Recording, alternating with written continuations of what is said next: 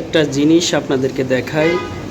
আজকে হঠাৎ করে গতকালকে রাত্রে এসএমএস আসছে, আজকে হঠাৎ করেই সরকারি একটি সিনিয়র স্টাফ নার্সের পরীক্ষাগুলো নিয়োগ পরীক্ষাগুলো সাধারণত শুক্রবারই হয়, কিন্তু আজকে সোমবার।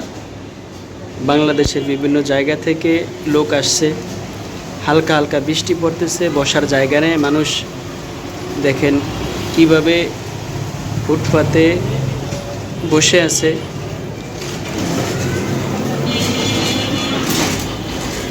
একেবারেই আকাশটা মেঘলা হয়ে আছে। অভিভাবক যারা আসছে তাদের কিন্তু সাথে অনেকের বাচ্চা আছে, ছোট ছোট বাচ্চা। তারা ঢাকার বাইরে থেকে বেশি আসছে, ঢাকার ভিতরে থেকে আসছে।